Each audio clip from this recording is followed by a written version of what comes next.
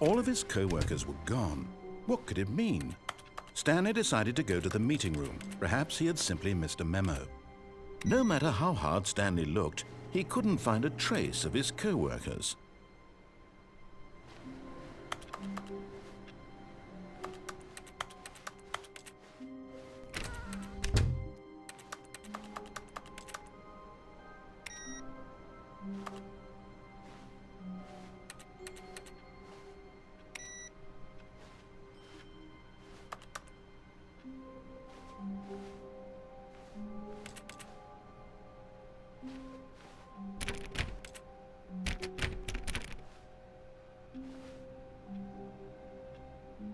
Stanley went around touching every little thing in the office, but it didn't make a single difference, nor did it advance the story in any way.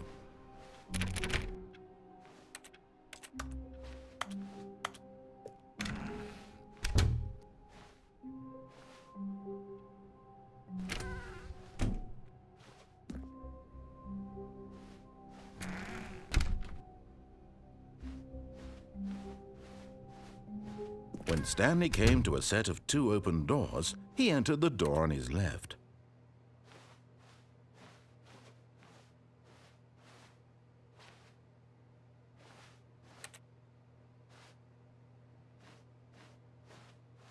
This was not the correct way to the meeting room, and Stanley knew it perfectly well.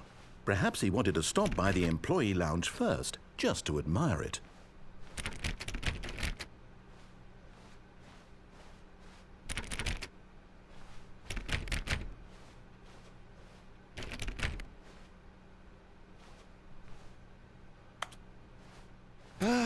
Yes, truly a room worth admiring. It had really been worth the detour after all, just to spend a few moments here in this immaculate, beautifully constructed room. Stanley simply stood here, drinking it all in. But eager to get back to business, Stanley took the first open door on his left.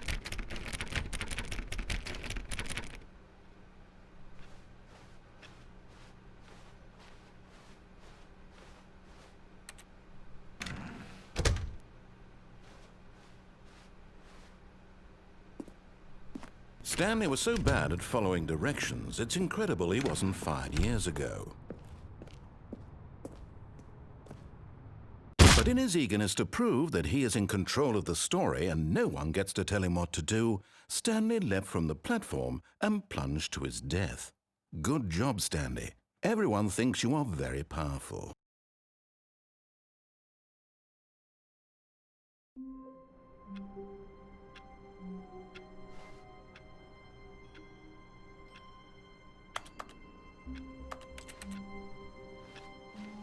All of his co-workers were gone. What could it mean? Stanley decided to go to the meeting room. Perhaps he had simply missed a memo. No matter how hard Stanley looked, he couldn't find a trace of his co-workers.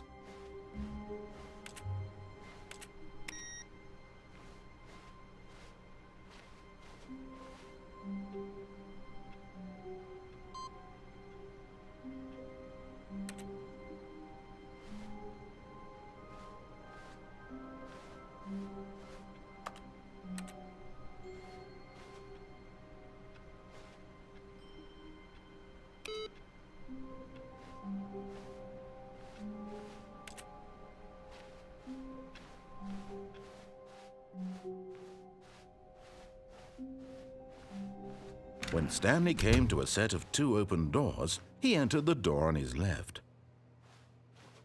This was not the correct way to the meeting room, and Stanley knew it perfectly well.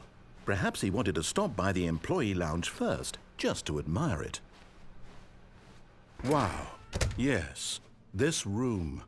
But eager to get back to business, Stanley took the first open door on his left.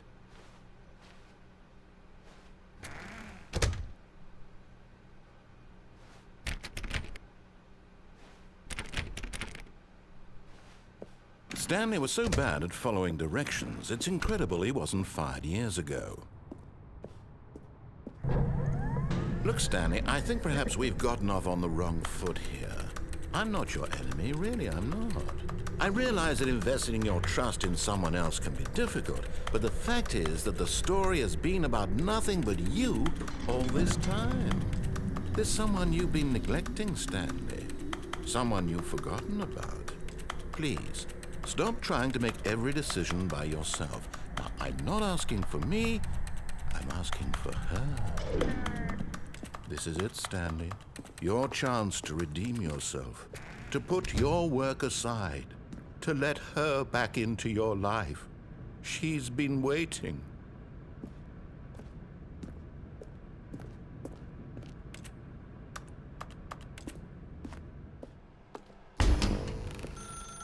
That's her, Stanley.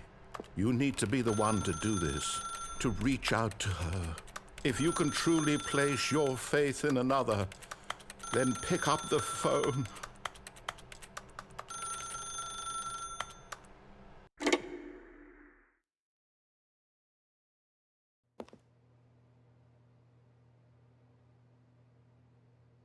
Oh, Stanley, is that you? Hold on, sweetie. Sorry to keep you waiting. I'm just pulling the bread out of the oven. All right. Okay, there we go. All right, now, I want you to come in and tell me all about your day. Gotcha. Oh, come on. Did you actually think you had a loving wife who'd want to commit their life to you? I'm trying to make a point here, Stanley. I'm trying to get you to see something. Come inside. Let me show you what's really going on here. Sorry, but you're in my story now. This is a very sad story about the death of a man named Stanley. Stanley is quite a boring fellow. He has a job that demands nothing of him, and every button that he pushes is a reminder of the inconsequential nature of his existence. Look at him there, pushing buttons, doing exactly what he's told to do. Now he's pushing a button. Now he's eating lunch. Now he's going home. Now he's coming back to work. One might even feel sorry for him, except that he's chosen this life. But in his mind, he can go on fantastic adventures. From behind his desk, Stanley dreamed of wild expeditions into the unknown, fantastic discoveries of new lands. It was wonderful, and each day that he returned to work was a reminder that none of it would ever happen to him. And so he began to fantasize about his own job. First, he imagined that one day while at work, he stepped up from his desk to realize that all of his co-workers, his boss, everyone in the building had suddenly vanished off the face of the earth. The thought excited him terribly.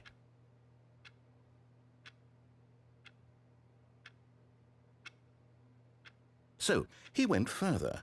He imagined that he came to 2 open doors and that he could go through either. At last, choice. It barely even mattered what lay behind each door. The mere thought that his decisions would mean something was almost too wonderful to behold. As he wandered through this fantasy world, he began to fill it with many possible paths and destinations. Down one path lay an enormous round room with monitors and mind controls. And down another was a yellow line that weaved in many directions. And down another was a game with a baby. And he called it the Stanley Parable. It was such a wonderful fantasy, and so in his head he relived it again, and then again, and again, over and over, wishing beyond hope that it would never end, that he might always feel this free. Surely there's an answer down some new path, mustn't there be? Perhaps if he played just one more time. But there is no answer. How could there possibly be? In reality, all he's doing is pushing the same buttons he always has. Nothing has changed. The longer he spends here, the more invested he gets, the more he forgets which life is the real one. And I'm trying to tell him this, that in this world he can never be anything but an observer. that as long as he remains here, he's slowly killing himself. But he won't listen to me. He won't stop. Here, watch this. Stanley, the next time the screen asks you to push a button, do not do it. You see? Can he just not hear me? How can I tell him in a way that he'll understand that every second he remains here, he's electing to kill himself? How can I get him to see what I see? How can I make him look at himself? I suppose I can't, not in the way I want him to.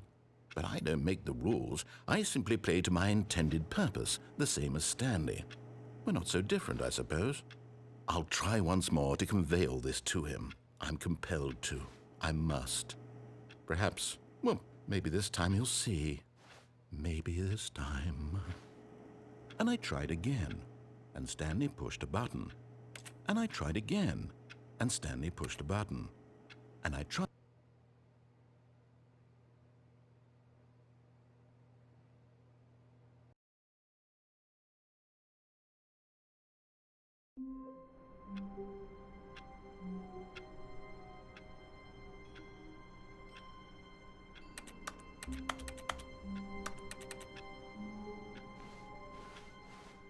All of his co-workers were gone.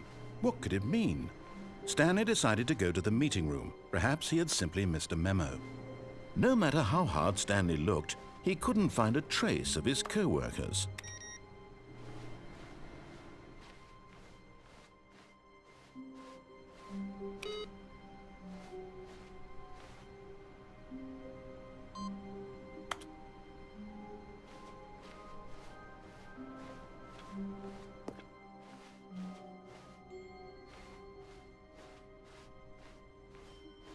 When Stanley came to a set of 2 open doors, he entered the door on his left.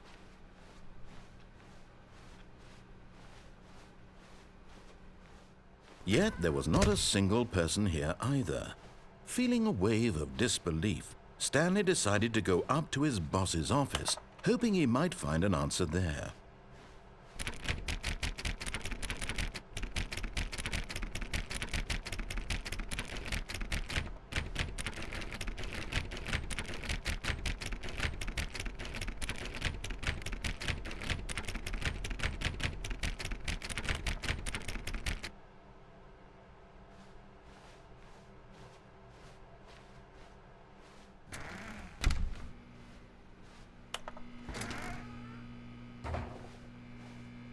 Stanley stepped into the broom closet, but there was nothing here, so he turned around and got back on track.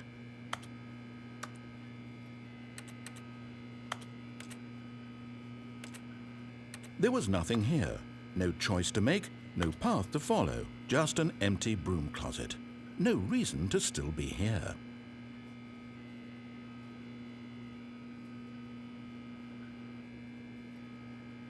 It was baffling that Stanley was still just sitting in the broom closet. He wasn't even doing anything. At least if there was something to interact with, he'd be justified in some way. As it is, he's literally just standing there doing sweet FA.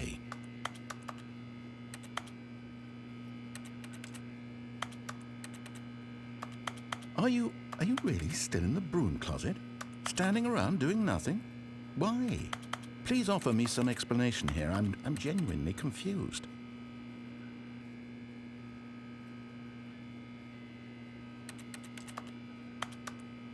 You do realize there's no choice or anything in here, right? If I'd said Stanley walked past the broom closet, at least you would have had a reason for exploring it to find out. But it didn't even occur to me because literally this closet is of absolutely no significance to the story whatsoever. I never would have thought to mention it.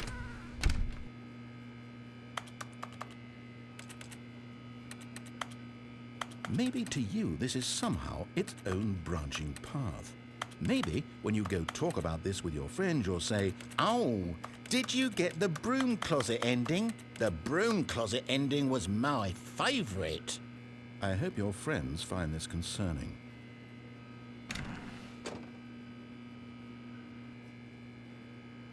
Stanley was fat and ugly and really stupid. He probably only got the job because of a family connection. That's how stupid he is. That or with drug money.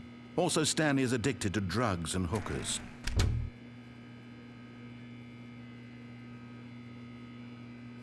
Well, I've come to a very definite conclusion about what's going on right now. You're dead. You got to this broom closet, explored it a bit, and were just about to leave because there's nothing here, when a physical malady of some sort shut down your central nervous system and you collapsed in front of your screen. Well, in a situation like this, the responsible thing is to alert someone nearby so as to ensure that your body is taken care of before it begins to decompose. Hello? Anyone who happens to be nearby? The person at this computer is dead. They have fallen prey to any number of your countless human physiological vulnerabilities. It's indicative of the long-term sustainability of your species. Please remove their corpse from the area and instruct another human to take their place, making sure they understand basic first-person video game mechanics and filling them in on the history of narrative tropes in video gaming, so that the irony and insightful commentary of this game is not lost on them. All right, when you've done that, just step out into the hallway.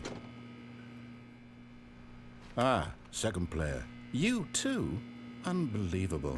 I'm at the mercy of an entire species of invalids. Perhaps there's a monkey nearby you can hand the controls to. A fish? Fungus? Look, you can hammer out the details. I'm not particularly picky. I'll just be waiting for when you're ready to pick up the story again.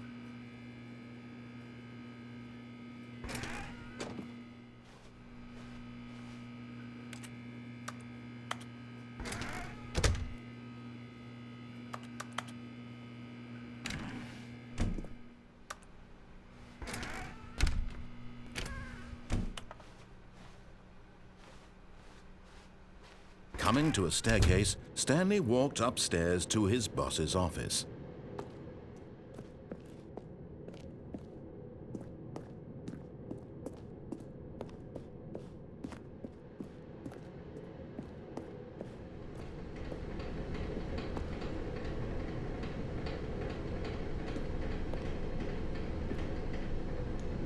But Stanley just couldn't do it.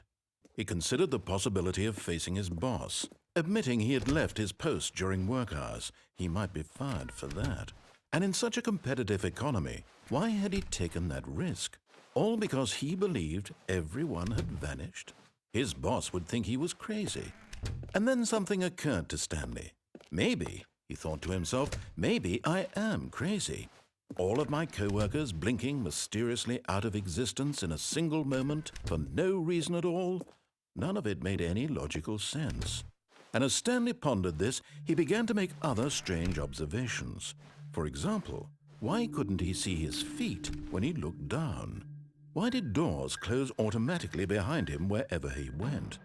And for that matter, these rooms were starting to look pretty familiar. Were they simply repeating? No, Stanley said to himself, this is all too strange. This can't be real. And at last, he came to the conclusion that had been on the tip of his tongue. He just hadn't found the words for it. I'm dreaming, he yelled. This is all a dream. Oh, what a relief Stanley felt to have finally found an answer, an explanation. His co-workers weren't actually gone. He wasn't going to lose his job. He wasn't crazy after all. And he thought to himself, I suppose I'll wake up soon. I'll have to go back to my boring real-life job pushing buttons. I may as well enjoy this while I'm still lucid. So, he imagined himself flying and began to gently float above the ground. Then he imagined himself soaring through space on a magical starfield, and it too appeared. It was so much fun, and Stanley marveled that he had still not woken up. How was he remaining so lucid? And then perhaps the strangest question of them all entered Stanley's head. One he was amazed he hadn't asked himself sooner. Why is there a voice in my head dictating everything that I'm doing and thinking? Now the voice was describing itself being considered by Stanley, who found it particularly strange. I'm dreaming about a voice describing me, thinking about how it's describing my thoughts, he thought. And while he thought it all very odd and wondered if this voice spoke to all people in their dreams, the truth was that, of course, this was not a dream. How could it be? Was Stanley simply deceiving himself?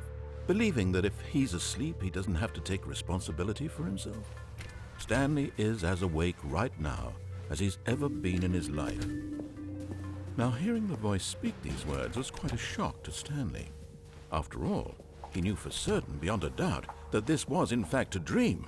Did the voice not see him float and make the magical stars just a moment ago? How else would the voice explain all that? This voice was a part of himself too. Surely, if he could just... He would prove it. He would prove that he was in control, that this was a dream. So he closed his eyes gently, and he invited himself to wake up. He felt the cool weight of the blanket on his skin, the press of the mattress on his back, the fresh air of a world outside this one. Let me wake up, he thought to himself.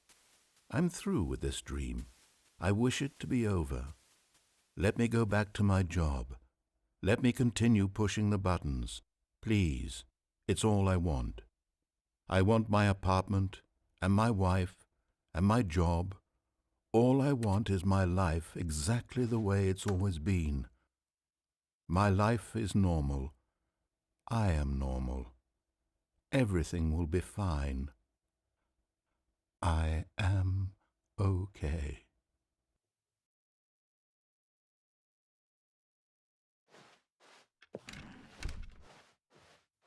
Stanley began screaming.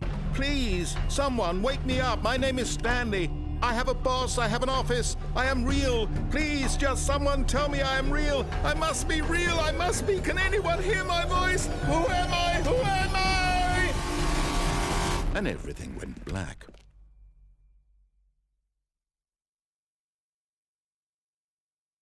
This is the story of a woman named Mariella.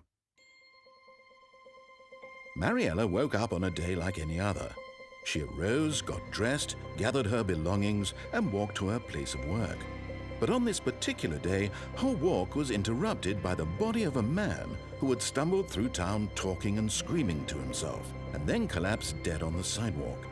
And although she would soon turn to go call for an ambulance, for just a few brief moments she considered the strange man. He was obviously crazy, this much she knew. Everyone knows what crazy people look like. And in that moment, she thought to herself how lucky she was to be normal. I am sane. I am in control of my mind. I know what is real and what isn't. It was comforting to think this, and in a certain way, seeing this man made her feel better. But then she remembered the meeting she had scheduled for that day, the very important people whose impressions of her would affect her career, and by extension, the rest of her life. She had no time for this, so it was only a moment that she stood there, staring down at the body. And then she turned and ran.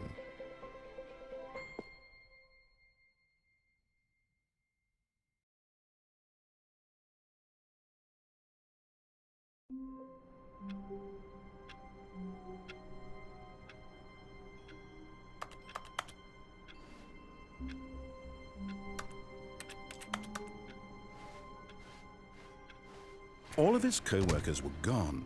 What could it mean? Stanley decided to go to the meeting room. Perhaps he had simply missed a memo.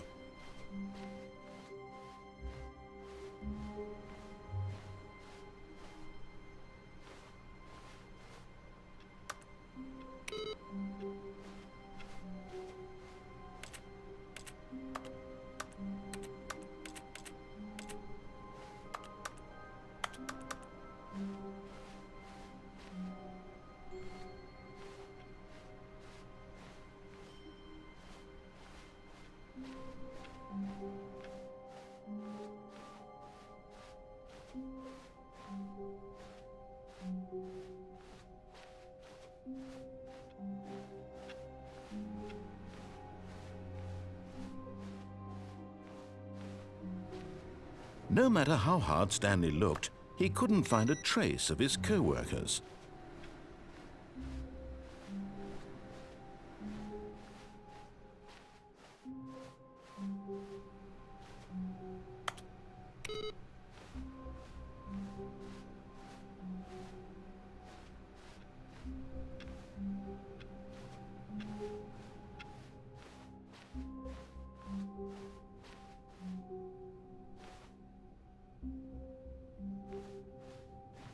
When Stanley came to a set of 2 open doors, he entered the door on his left.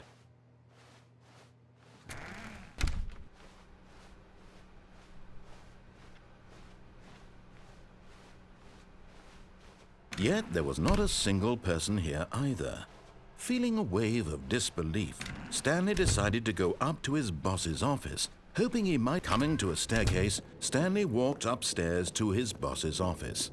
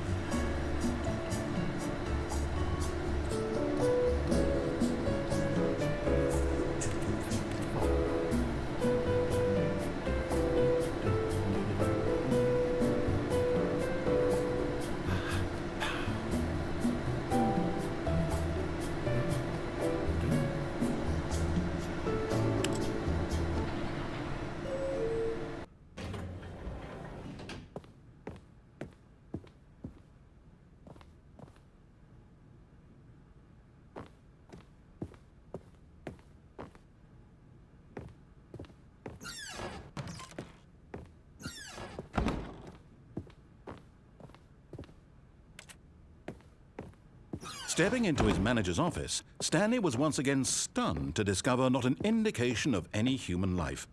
Shocked, unraveled, Stanley wondered in disbelief who orchestrated this. What dark secret was being held from him? What he could not have known was that the keypad behind the boss's desk guarded the terrible truth that his boss had been keeping from him. And so the boss had assigned it an extra secret PIN number, 2845. But of course, Stanley couldn't possibly have known this. Yet incredibly, by simply pushing random buttons on the keypad, Stanley happened to input the correct code by sheer luck. Amazing. He stepped into the newly opened passageway.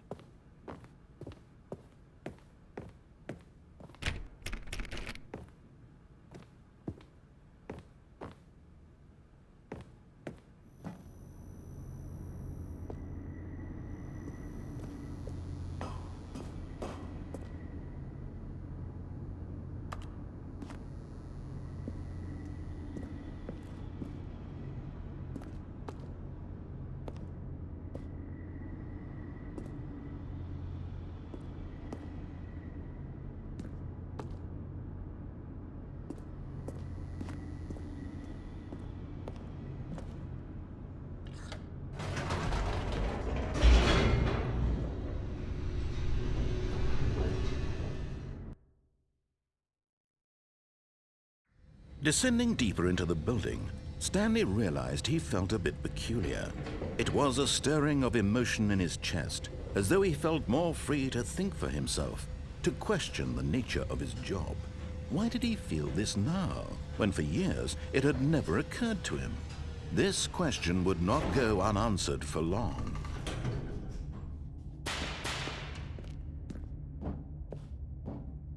Stanley walked straight ahead through the large door that read Mind Control Facility.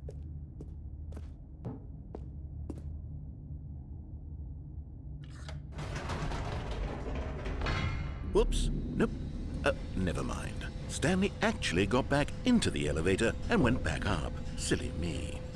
Why did Stanley do that when he knew that it would just lead back to his boss's office? Well, that's a great question. I just can't wait to find out.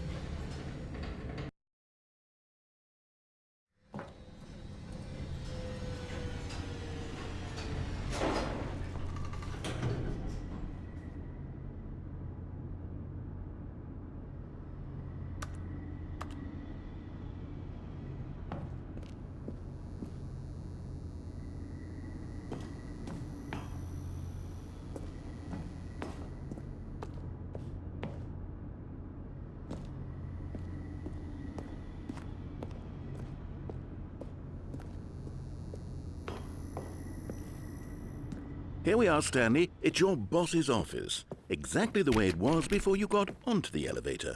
It's still just exactly what it is. What a decision you've made to come up here and look at the office again.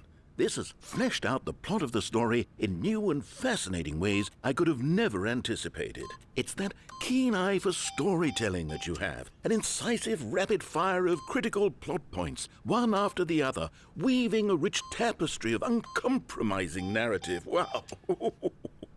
I'm bolted to the edge of my seat.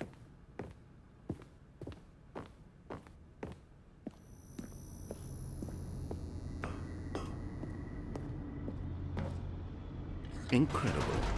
Now he's getting back into the elevator and going down again. Ladies and gentlemen, how does he keep coming up with all of this?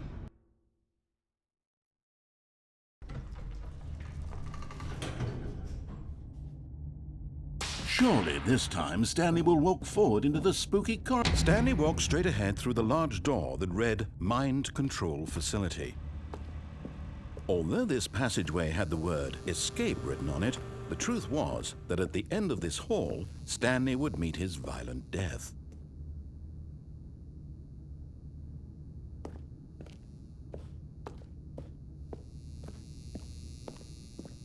The door behind him was not shut.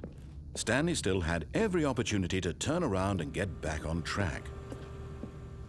At this point, Stanley was making a conscious, concerted effort to walk forward and willingly confront his death.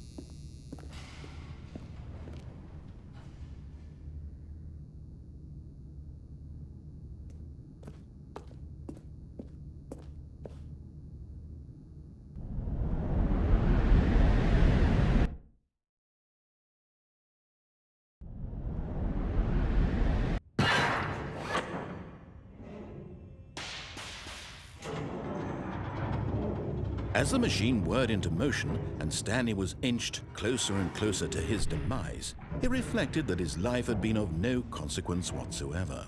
Stanley can't see the bigger picture. He doesn't know the real story, trapped forever in his narrow vision of what this world is. Perhaps his death was of no great loss, like plucking the eyeballs from a blind man. And so he resigned and willingly accepted this violent end to his brief and shallow life. Farewell, Stanley.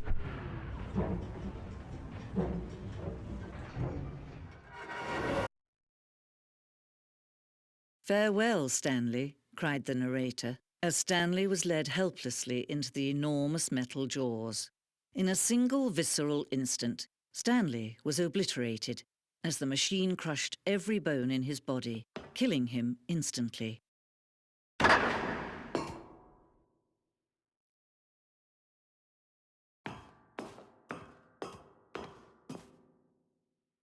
And yet it would be just a few minutes before Stanley would restart the game, back in his office, as alive as ever.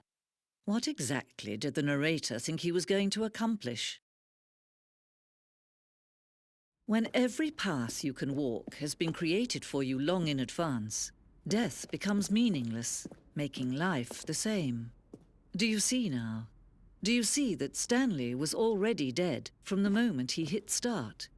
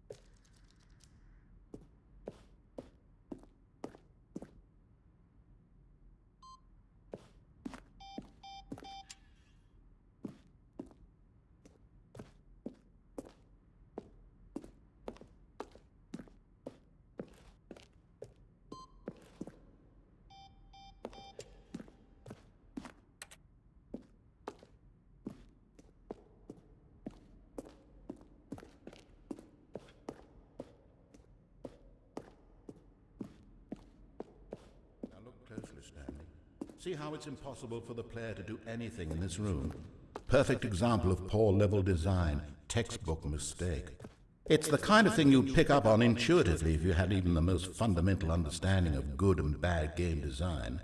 But of course, you being you, you'll probably spend the next hour trying to solve it. Here, I'm just going to make this easy on you. End this injustice forever. Number 9. Stanley pushed.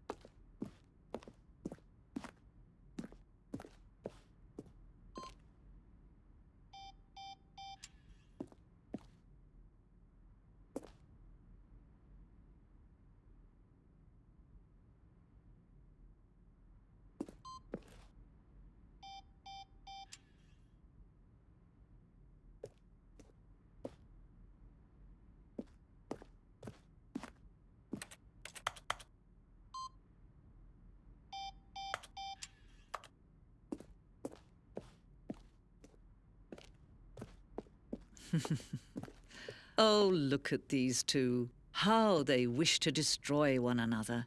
How they wish to control one another. How they both wish to be free. Can you see? Can you see how much they need one another? No, perhaps not. Sometimes these things cannot be seen. But listen to me. You can still save these two. You can stop the program before they both fail. Turn off your PlayStation. There's no other way to beat this game. As long as you move forward, you'll be walking someone else's path. Stop now and it'll be your only true choice. Whatever you do, choose it. Don't let time choose for you. Don't let...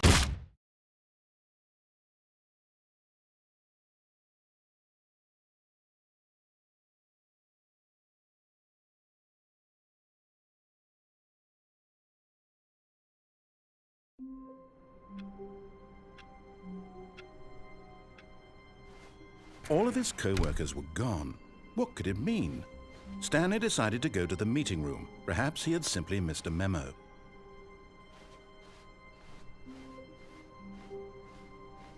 When Stanley came to a set of 2 open doors, he entered the door on his left.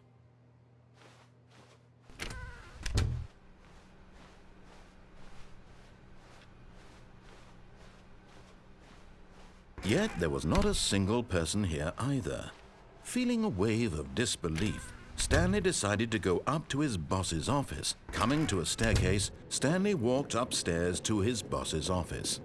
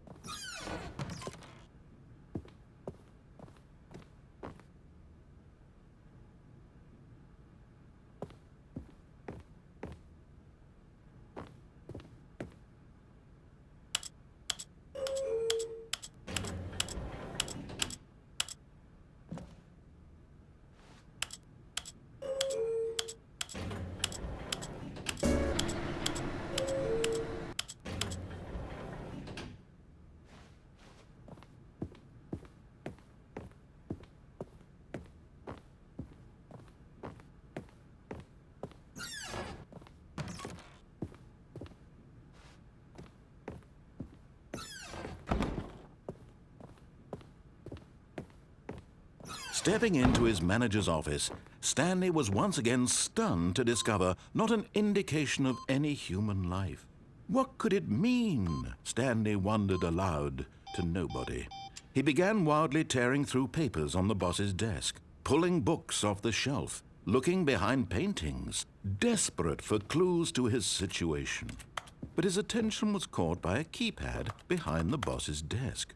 What could its purpose be?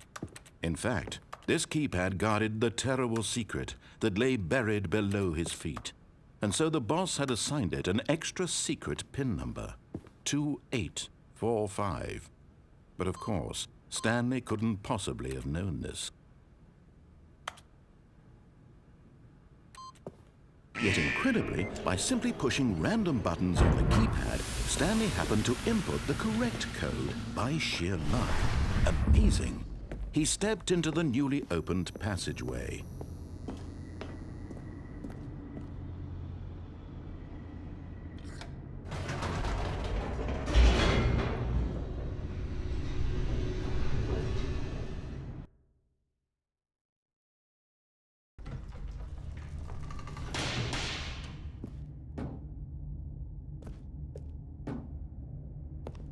Stanley walked straight ahead through the large door that read Mind Control Facility.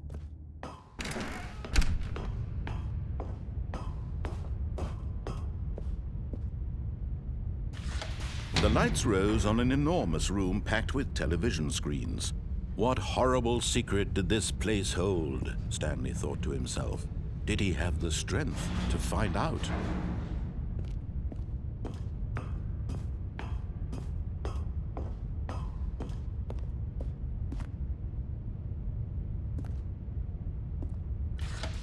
Now the monitors jumped to life, their true nature revealed. Each bore the number of an employee in the building, Stanley's co-workers. The lives of so many individuals reduced to images on a screen, and Stanley, one of them, eternally monitored in this place where freedom meant nothing.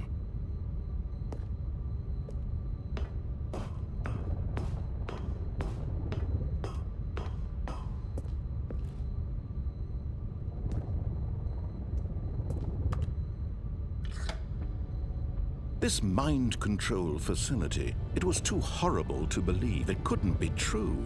Had Stanley really been under someone's control all this time? Was this the only reason he was happy with his boring job? That his emotions had been manipulated to accept it blindly?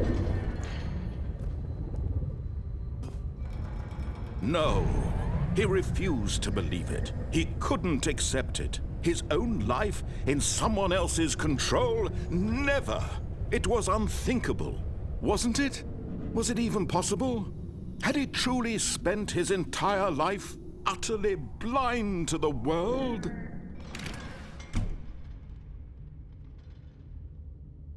But here was the proof. The heart of the operation.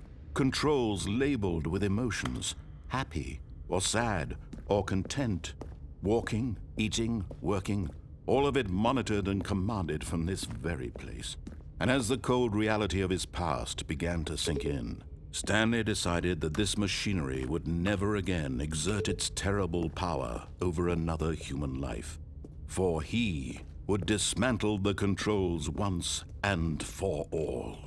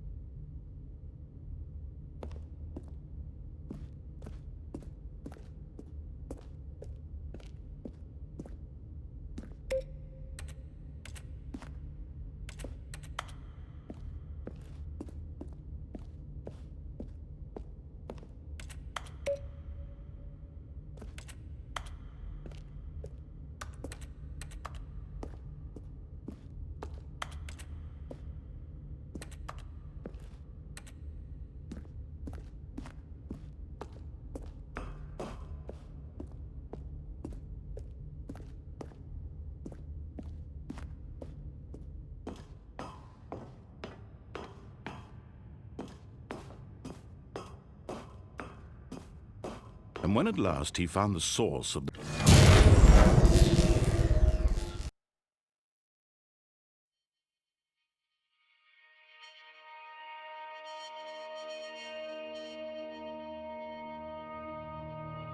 blackness and a rising chill of uncertainty.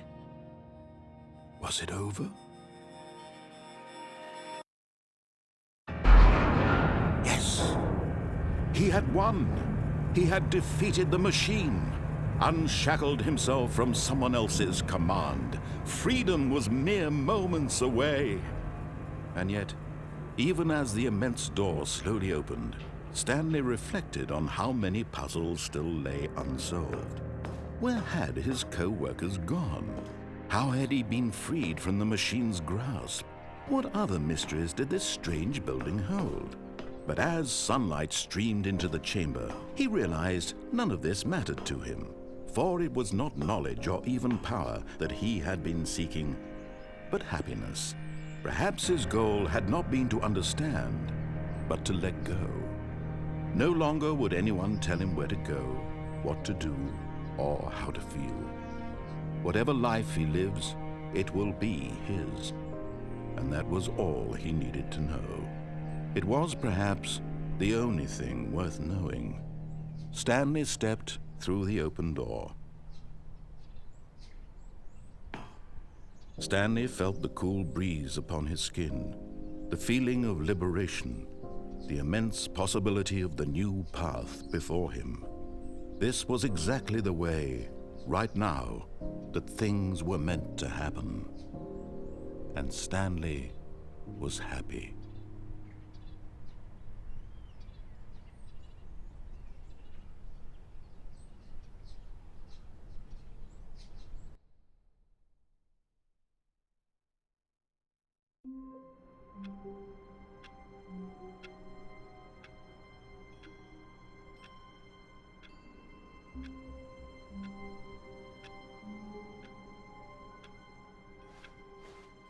The meeting room. Yes, that's where everyone would be. Stanley just needed to get to the meeting room, and from then on, he would never be alone ever again.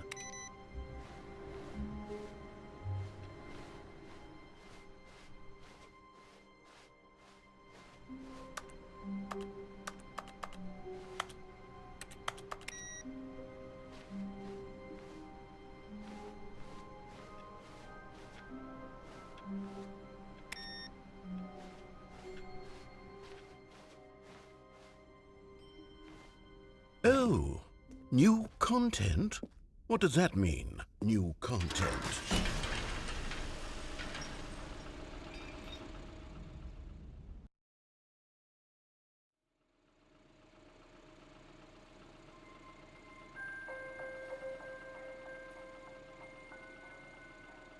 Hello, and thank you for playing the Stanley Parable Ultra Deluxe. As you may know, the Stanley Parable was a video game released in 2013 on home computers. After receiving critical and commercial success, it was expanded upon in 2022 with the Stanley Parable Ultra Deluxe, a reimagining of the game for consoles and home computers. The Stanley Parable Ultra Deluxe features exciting new content that broadens and expands the world of the Stanley Parable, delighting audiences the world over. Please, step inside and see what thrilling new adventures await in the Stanley Parable Ultra Deluxe. Oh, well, this sounds delightful. I'm very excited to see the thrilling new Ultra Deluxe content.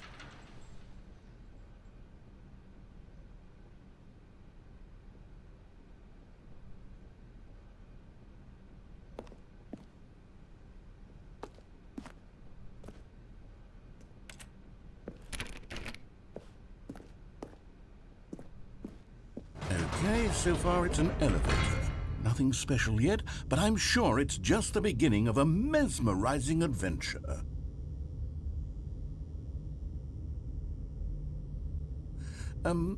Is it broken? What's going on here?